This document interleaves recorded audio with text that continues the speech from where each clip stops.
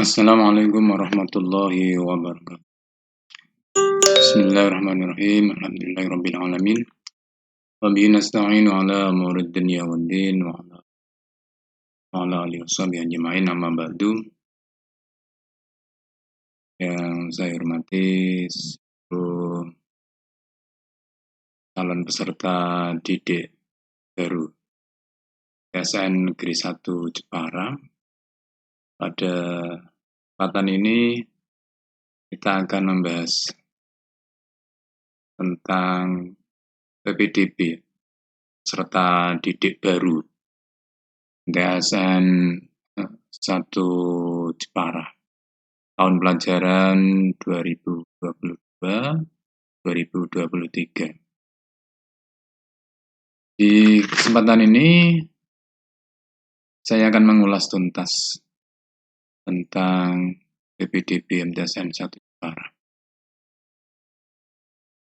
Di PPDB ini pada tahun ini menggunakan 3 jalur pendaftaran ya, dengan tanggal yang berbeda. Yang pertama adalah jalur terpadu yang dikhususkan jalur terpadu ini untuk para siswa Min 2 Jepara, Madrasah Ibtidaiyah Negeri 2 Jepara yang berada di Sambawu. Jalur terpadu ini hanya menerima 15% dari kapasitas seluruh kelas yang ada di MTSN 1 Jepara kelas 7 ya. Kelas 7 ini kita untuk MTSN 1 Jepara akan menerima 11 kelas. Per kelasnya 36 siswa. Lantas siapa saja yang akan diterima lewat jalur terpadu ini ya? Yang pertama memang siswanya harus Min 2 Jepara. Kemudian punya keterpaduan program dari Min 2 Jepara ke MTSN 1 Jepara. Di antaranya adalah program tahfidz, program ekstrakurikuler basket, kemudian program pembinaan olimpiade, dan program lainnya yang sekiranya ada tindak lanjutnya dari Min 2 Jepara ke PSN 1 Jepara. Bagi siswa Min 2 Jepara yang tidak tercover lewat jalur terpadu ini, maka bisa menggunakan jalur yang lain ya, yaitu jalur unggulan asrama dan jalur unggulan non-asrama atau reguler ya. Untuk jalur terpadu sendiri, MTSN 1 Jepara akan menerima 15%-nya ya. Pendaftarannya dimulai tanggal 1 sampai dengan 3 Maret 2022 ya. Seleksi administrasinya di tanggal 4 Maret.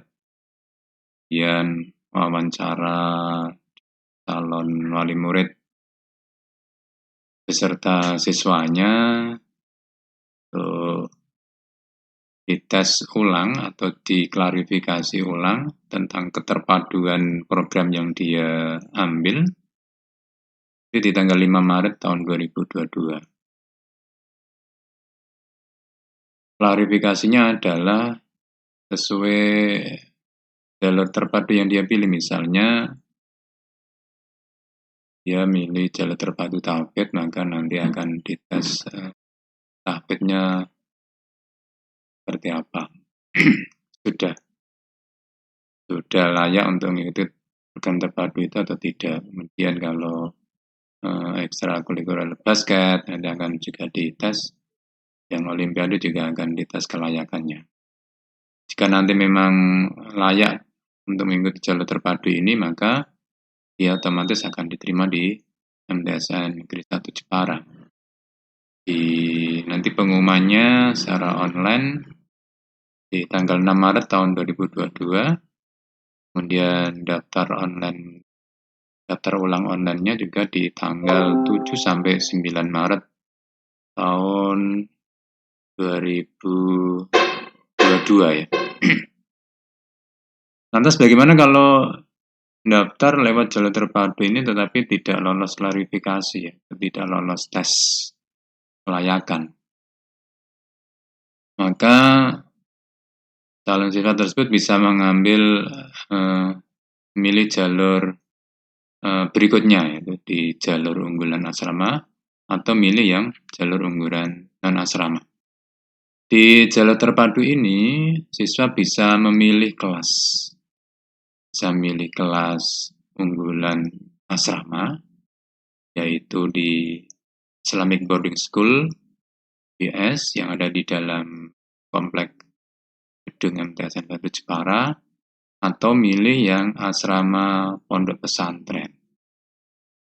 Pondok pesantren At-Thohiriyah yang kompleknya juga ada di dalam MTSN Negeri 1 Jepara. Selain milih di asrama, jalur terpadu juga bagi siswa-siswi MTSN siswa-siswi Min 2 Jepara itu juga boleh milih kelas reguler. Di kelas reguler bisa milih kelas reguler bulan atau kelas reguler biasa yang siswanya bisa pulang ke rumah. Kalau yang asrama itu memang menginap di komplek MTSN Negeri 1 Jepara. Itu jalur terpadu yang banyak sekali pertanyaan ya. Selain siswa MTSN Negeri, selain siswa Min 2 Jepara tidak boleh ngambil jalur terpadu. Kemudian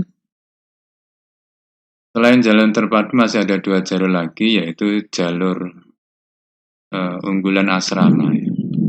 Yang nanti siswanya kalau sudah diterima akan menginap di asrama MTSN Negeri 1 Jepara, itu di Islamic Boarding School atau IBS. Kemudian ada juga asrama pondok pesantren di Pondok Pesantren At-Thohiriyah. Adapun pendaftarannya di jalur unggulan asrama ini mulai tanggal 6 sampai 18 Maret tahun 2022. Kemudian di seleksi administrasi atau seleksi berkas yang diupload lewat online saat mendaftar sampai dengan mulai tanggal 7 Maret sampai dengan 19 Maret tahun 2022. Nanti akan diseleksi itu. Kemudian pengumuman hasil seleksinya sekaligus proses mencetak kartu pendaftaran tes di tanggal 20 Maret tahun 2022 dan tanggal 21 Maret tahun 2022 akan diberikan semacam simulasi tes. Tesnya nanti melalui komputer ya, yang ada di laboratorium komputer MTSN Negeri 1 Jepara. Ya, nanti dikasih simulasinya atau contohnya. Nanti contohnya bisa dilakukan lewat online. Namun tesnya tetap nanti offline ke MTSN Negeri 1 Jepara. Kemudian tes online, tes penyaringannya, tes akademiknya itu di tanggal 21 sampai dengan tanggal 23 Maret tahun 2022. Tesnya tempatnya ada di MTSN Negeri 1 Jepara di lab komputer. Kemudian selain tes akademik yang ada di lab komputer, nanti dilanjutkan tes BTA dan tes psikologi. BTA itu baca tulis Arab.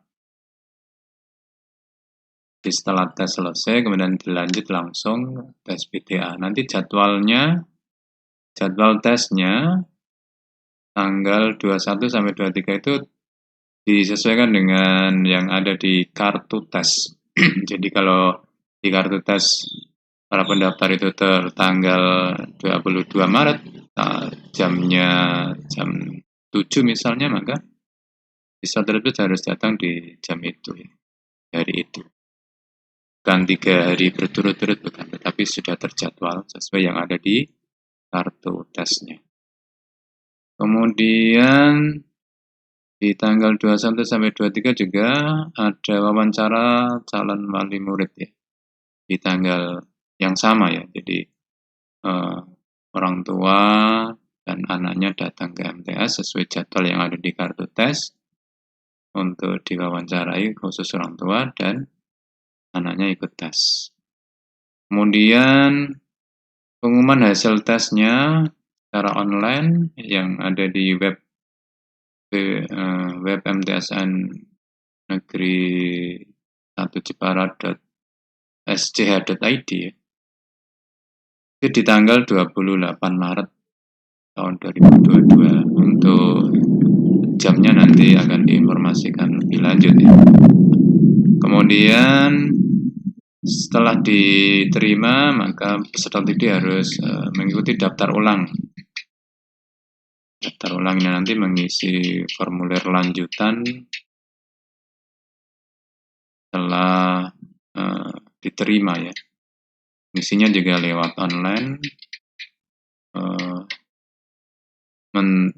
Di daftar ulang juga nanti akan menerima rincian pembiayaan daftar ulang ya, yang nanti proses pembayarannya lewat transfer bank.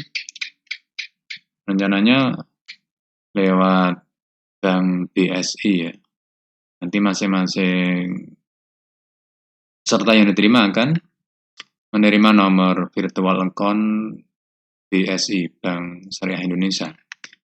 Nanti akan diinformasikan di kartu pemesanan pembayaran ya.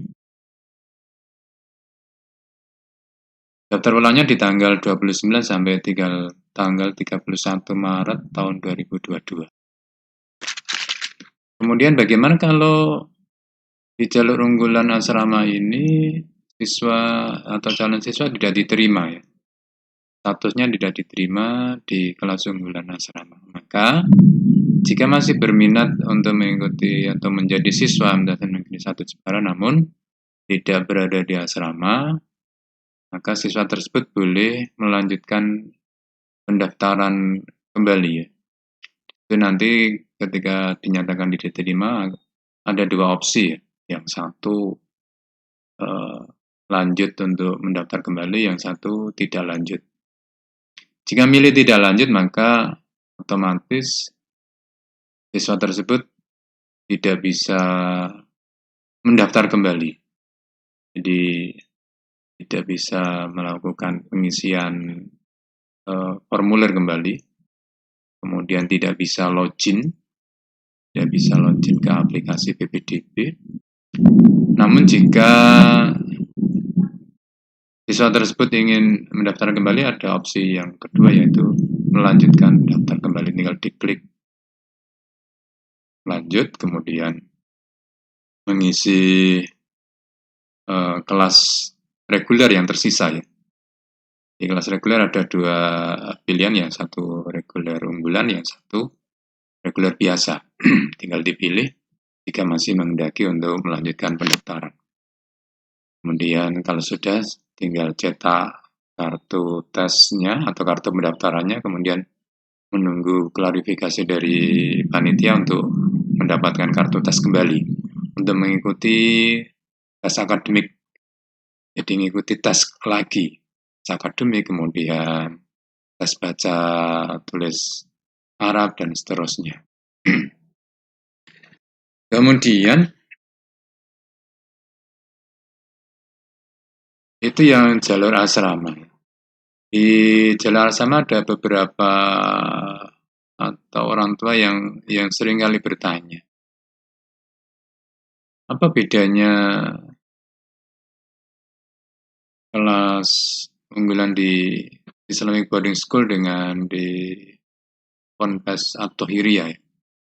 Jadi di asrama MTAS Negeri 1 Jepara itu ada 2 asrama. Yang satu di IBS, Islamic Boarding School, kemudian yang satunya lagi di Ponpes At-Thohiriyah.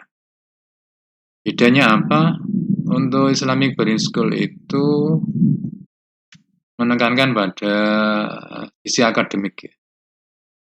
Akademiknya akan diasah, diperdalam, diperluas pengetahuannya ke teknologi, riset, sains, dan lainnya.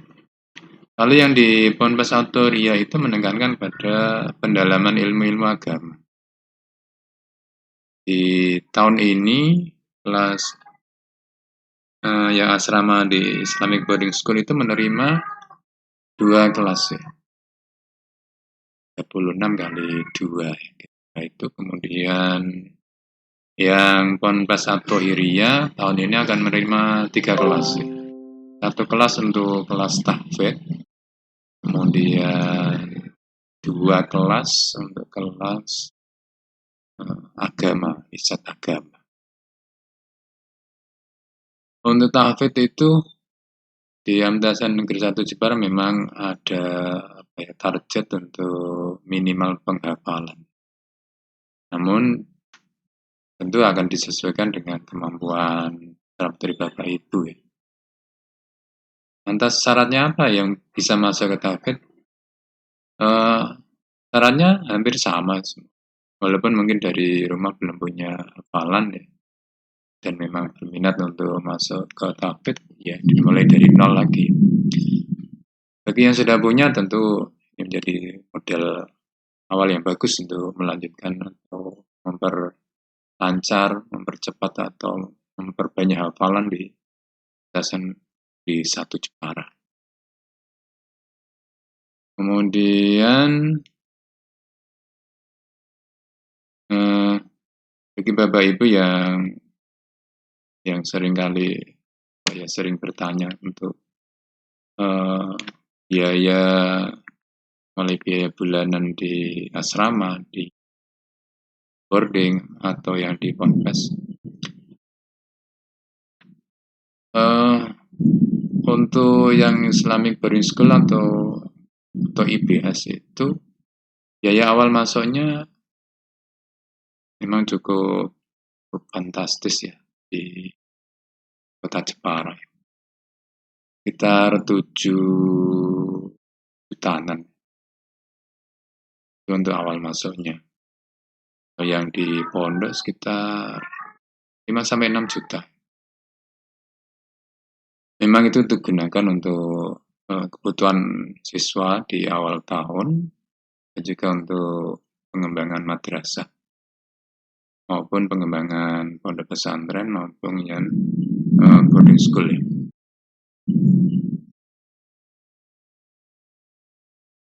Ya untuk seragam, untuk buku, untuk keperluan yang ada di asrama. Jadi di asrama nanti akan disediakan lemari, disediakan tempat alas tidur, dan lainnya. Kemudian makannya itu 3 kali ya, pagi, siang, sama malam. Yang di Islamic Boarding School itu bulanannya sekitar 950 ribuan. Untuk yang di pondok itu sekitar 600-an apa 700-an begitu ya. Memang bedanya agak jauh karena di pembiayaannya lebih mahal di boarding memang.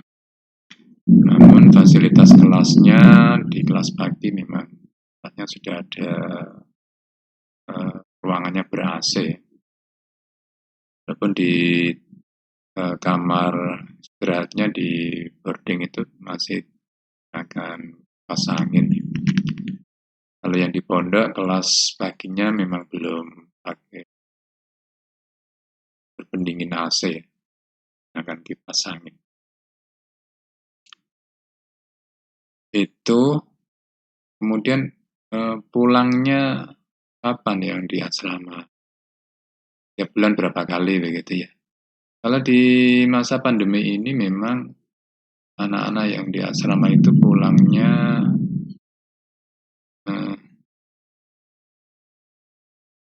1 bulan sekali ya. Atau mungkin ya tergantung nanti disesuaikan dengan kondisi ya. Kalau dulu waktu belum pandemi ya pulangnya 2 minggu sekali. Jadi pulang Sabtu sore, kemudian Minggu sore sudah kembali ke asrama kembali. Sudah kembali ke boarding atau sudah kembali ke pondok pesantren. Kemudian bagaimana kalau nanti tidak diterima di unggulan di asrama? Bapak Ibu yang rumahnya jauh dari MTSN Negeri 1 Jepara dan masih berminat untuk melanjutkan mendaftar di kelas reguler, namun tidak tertampung di asrama, memang di sekitaran MTSN Negeri 1 Jepara itu banyak pondok pesantren yang dikelola oleh bapak-bapak kiai yang di sekitar MTSN Negeri 1 Jepara ya. Di antaranya pondok pesantrennya Bapak Kiai Hanif yang berada di sebelah timur MTSN Negeri 1 Jepara ya, bertetangga. Jadi dekat sekali. Anaknya bisa masuk melalui pintu yang sudah disediakan oleh MTSN Negeri 1 Jepara, pintunya khusus. Itu yang dekat. Namun ini hanya untuk siswi atau siswa putri ya. Yang putra belum terlayani di pondok pesantrennya Pak Hanif. Yang putri di situ programnya ya selain belajar mengaji juga ada fokus di tahfidnya juga sudah ada. Nanti kalau Bapak Ibu berminat bisa langsung ke tempatnya Bapak Kiai Hanif untuk bertanya tentang kegiatan-kegiatan yang ada di pondok pesantrennya. Selain di pondok pesantren Pak Kiai Hanif juga ada pondok pesantren di Pak Humet ya. Di sekitaran ini cukup banyak. Sebelah utaranya MTSN Negeri 1 Jepara juga ada pondok pesantren yang membackup banyak juga siswa-siswi MTSN Negeri 1 Jepara yang berada di sana. Jadi sebelah utara MTSN Negeri 1 Jepara. Itu. Kemudian yang di IBS memang kegiatannya memang full ya, baik di Atoiria maupun IBS ya. Kemarin juga ada yang bertanya, Pak, kalau ada di IBS di boarding itu masih boleh mengikuti kegiatan ekstra atau tidak? Nah, jawabannya tetap diperbolehkan. Misalnya dia atlet tenis meja ya. Atlet tenis meja itu kalau memang dia atlet sudah punya kemampuan bakat yang bagus, bisa diberikan waktu untuk mengasah bakatnya. Ya, akhirnya pun begitu ya. Dan khawatir Bapak Ibu akan kembangkan kemampuannya sesuai dengan bakatnya. Kalau di boarding memang kalau sore atau siang itu ada penambahan materi les, materi-materi untuk pengembangan akademiknya. Yang di pondok Atoiria ya disesuaikan kalau memang ikut program tahfidz nanti di siang hari akan melanjutkan hafalannya. Kalau yang mengikuti program di pondok Atoiria itu yang ilmu-ilmu agama kan kembangkan ke pengembangan ilmu-ilmu agama. Selanjutnya jalur yang ketiga adalah jalur non asrama ya. Jalur unggulan non asrama reguler. Ya, anaknya setelah siang pulang lagi ke rumah masing-masing. Di tahun ini Yang jalur reguler akan menerima, kalau yang di boarding itu 2, pondok 3, berarti kan 5. Jadi masih sisa 6 kelas reguler. 6 kali 36 siswa. Itu nanti akan diperebutkan di jalur yang ketiga. Daftarannya mulai 6 Maret sampai 9 Mei. Cukup panjang. 6 Maret sampai 9 Mei tahun 2022. Kemudian seleksi administrasi yang nanti akan dimulai tanggal 7 Maret sampai 10 Mei tahun 2022. Kemudian hasil seleksi administrasinya akan disampaikan di tanggal 11 Mei tahun 2022, sekaligus akan dilakukan proses cetak kartu tes yang akan nanti dipakai untuk mengikuti tes ya. Kemudian simulasi CBT, simulasi tesnya lewat online nanti bisa diakses lewat HP maupun lewat laptop, masing dari rumah, untuk latihan di tanggal 11 Mei tahun 2022.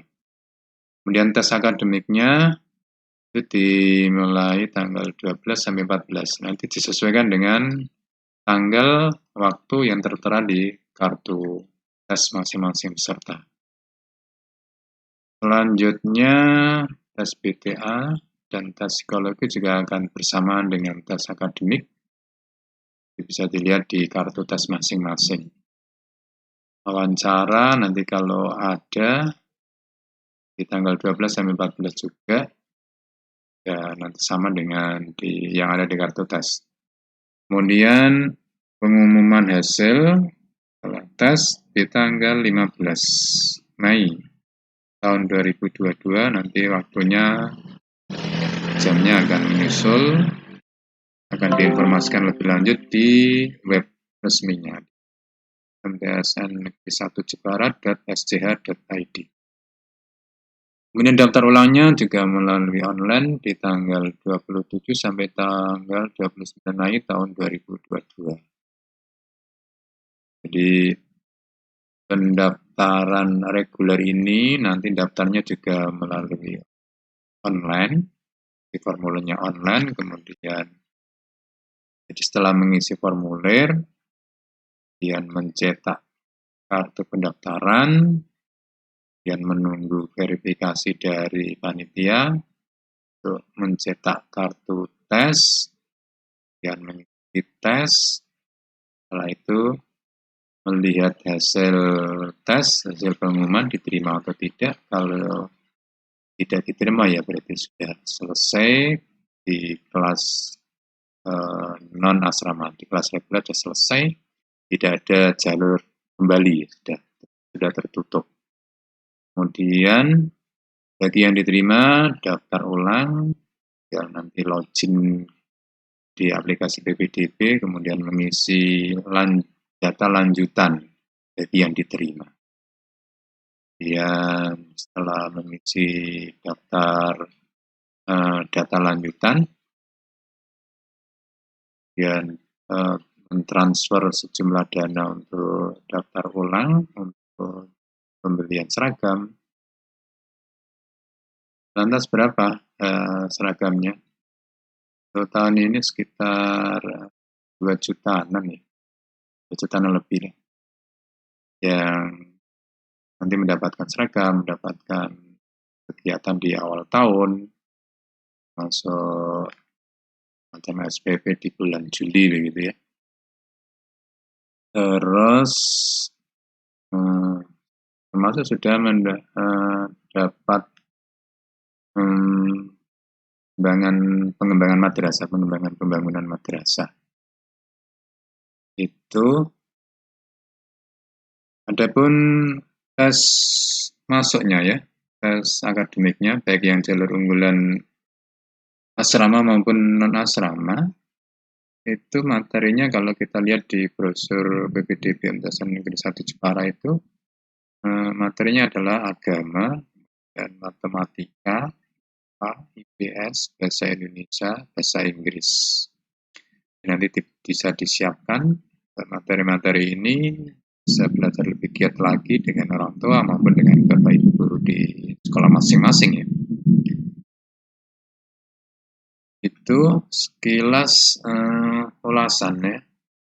Kegiatan-kegiatan PPDB MTS Negeri 1 Jepara di tahun pelajaran 2022 tahun 2023 yang banyak sekali peminatnya. Mudah-mudahan di tahun ini Bapak Ibu beruntung bisa memasukkan putra-putrinya di Yayasan Negeri 1 Jepara. Bagi Bapak Ibu yang mungkin masih banyak yang belum paham ya, maksudnya di persyaratan apa saja yang dibutuhkan ya, yang terakhir ini ya. Persyaratan yang dibutuhkan adalah yang pertama Bapak Ibu melakukan putra-putrinya di foto seperti foto ijazah ya atau foto KTP ya, berbackground warna merah. Fotonya setengah badan gitu ya untuk foto identitas KTP. Ukurannya tidak ditentukan ya, bisa 4x6. Dan foto ini tidak perlu dicetak. Cukup difoto, kemudian filenya simpan. Filenya bisa berbentuk JPG atau PNG atau JPEG gitu. Itu bisa difoto lewat HP juga boleh. Misalkan backgroundnya merah, nanti misalnya pakai kain warna merah untuk foto. Terus usahakan berseragam putih ya. Bagi yang SD ya, seragam putih itu. Yang MI mungkin juga sama ya, seragam putih. Biasanya seragam hari Senin ini. Itu proses foto. Kemudian foto ini nanti akan diupload di proses pendaftaran awal ya. Setelah itu, setelah foto, kemudian Bapak Ibu meminta surat keterangan bahwa putra-putri Bapak Ibu siswa kelas 6 di SD atau MI-nya masing-masing ya, yang ditandatangani oleh kepala sekolah atau kepala madrasah. Yang surat keterangan ini meliputi identitas siswa, nama, tanggal lahir, nomor induk siswa nasional atau NISN, kemudian memang surat keterangan menunjukkan bahwa betul-betul siswa ini kelas 6 SDMI, alamat, kemudian saya pikir itu cukup ya identitas itu ya. Kemudian, nah setelah dapat surat keterangan ini, suratnya diambil gambar, difoto atau di scan ya. Difoto aja pakai HP, kemudian simpan untuk nanti proses mengupload bukti bahwa sudah kelas 6. Yang bertanya itu butuh rapot tidak? Untuk di pendaftaran kali ini tidak membutuhkan file rapot. Bukan file rapot, tidak butuh file rapot. Kemudian itu sambil disiapkan juga data-data yang mau diisikan ya. Isinya apa saja ya, diantaranya nama, nomor NISN, menyiapkan password. Jadi sudah disiapkan passwordnya, dibuat sendiri passwordnya saat daftaran ya. Di video saya yang sudah saya upload itu ada tutorial bagaimana cara mendaftar ya. Ini di jalur terpadu ya. Ya, saya pikir sama saja ya proses pendaftarannya. Yang apa saja yang perlu diisi. Seperti nama ayah, nama ibu, nama sekolah, kemudian alamat, nomor HP, ya itu kan. Kalau nanti tidak punya nomor HP ya bisa pinjam nomor HP baik guru atau teman atau saudara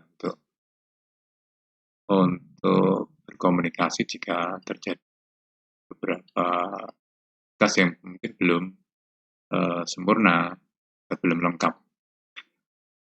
Kemudian disiapkan saja file foto KK ya. Jadi KK-nya difoto pakai HP aja, atau di-scan pakai HP, foto. Kemudian akta kelahiran juga silakan disiapkan di foto, barangkali nanti diterima. Untuk upload KK maupun upload akta kelahiran itu nanti jika semuanya dinyatakan diterima. Kemudian bagi siswa yang punya piagam, penghargaan atau surat keterangan sudah hafal 1 juz, 2 juz, 3 juz, itu bisa surat keterangannya yang asli itu difoto atau syahadanya difoto, atau yang punya piagam kejuaraan piagamnya juga difoto, nanti diupload saat awal pendaftaran ya. Nanti akan dinilai atau dihargai nilainya berapa untuk penambahan nilai sebagai pertimbangan itu bisa diterima. Adapun piagam kejuaraan yang dinyatakan diakui itu ya pada lomba-lomba resmi yang diadakan oleh pemerintah dan berjenjang ya. Alpobda dan Olimpiade, OSM, dan kegiatan-kegiatan resmi lainnya yang diakui oleh pemerintah dan biasanya berjenjang, mulai dari tingkat kecamatan, tingkat kabupaten, tingkat provinsi, tingkat nasional, dan internasional, dan berjenjang. Kalau tidak berjenjang ya tidak diakui ya. Khususnya yang kemarin ikut Olimpiadenya MTSN di 1 Jepara yang sertanya anak-anak SDMI yang mendapatkan kejuaraan, baik mendapatkan emas, kemudian perak, perunggu, itu juga nanti akan dihargai atau dinilai untuk penambahan nilai. Adapun yang juara 1, 2, 3, otomatis nanti akan diterima ya, tanpa mengikuti tes langsung diterima yang kemarin ikut lomba Olimpiadenya MTSN Negeri 1 Jepara. Saya pikir itu sudah cukup.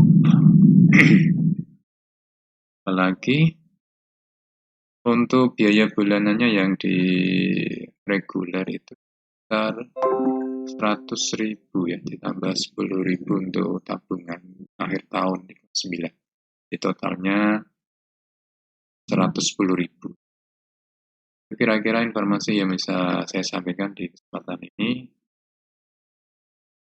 Semua keputusan Bapak Ibu merupakan tanggung jawab Bapak Ibu semua. Saya hanya menyampaikan informasi tahu saya. Mudah-mudahan informasi ini bermanfaat bagi Bapak Ibu yang ingin lebih detail lagi. Silakan datang ke MTSN Negeri 1 Jepara untuk survei lokasi. Kondisinya seperti apa? Yang siswanya itu nanti kerasan di sana. Saya akhiri dulu. Terima kasih atas perhatiannya. Assalamualaikum warahmatullahi wabarakatuh.